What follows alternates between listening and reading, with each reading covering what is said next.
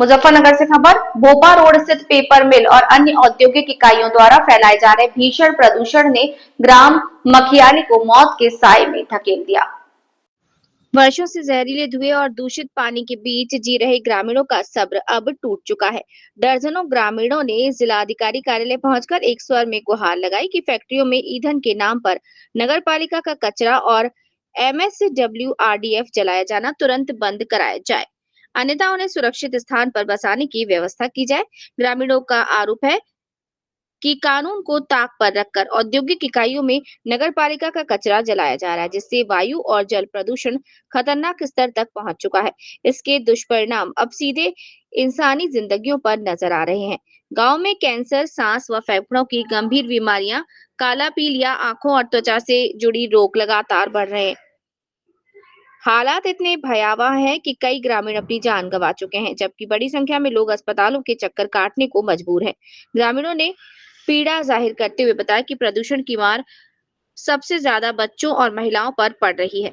गांव में अपंग बच्चों का जन्म हो रहा है, महिलाएं बांझपन जैसी गंभीर समस्याओं से जूझ रही हैं और शायद ही कोई परिवार ऐसा बचा हो जहां कोई ना कोई सदस्य गंभीर बीमारी से ग्रस्त ना हो। ग्रामीणों ने कहा कि अब गांव में सांस लेना भी किसी सजा से कम नहीं रह गया।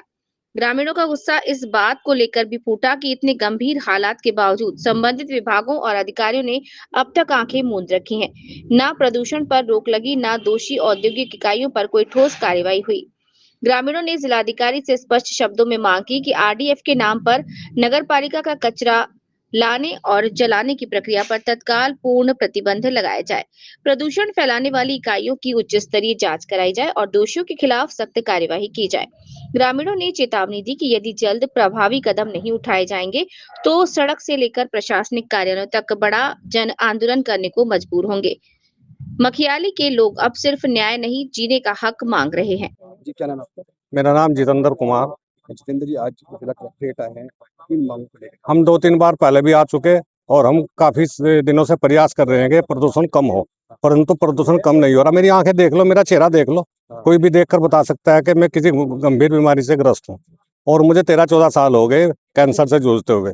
मेरे पिताजी भी कैंसर से चल बसे, कई साल उनका इलाज कराया। और भी घर में मेरे कई बीमार है। मेरे अंकल जी कैंसर से चले गए, कोई कहीं कोई सुनवाई नहीं है। और पानी की वजह से ज्यादा हो रहा है, पानी बहुत दूषित हो गया। 1100 TDS था हमारे। वजह क्या है?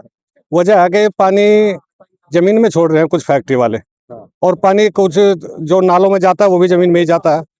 एक बात तो यह है। और एक जो हवा के जरिए वो राख छोड़ते हैं, जो राखी है फैक्ट्री की, वो बहुत बुरा हाल हो गया। वो सांस के जरिए हमारे अंदर जाती है और पशु बीमार हो रहे हैं। आप जाकर देखो, जो पशु का घास है उसको पशु खा नहीं पा रहे। और जो 10-10 डंगर रखते थे, एक डंगर पा गए, रखते ही नहीं। जी, रेणु चेयरमैन। रेणु जी, आप डीएम कार्यालय करेंगे? हाँ जी। जी, पूरा मामला यही है कि हम काफी समय से परेशान हैं, कई साल हो गए।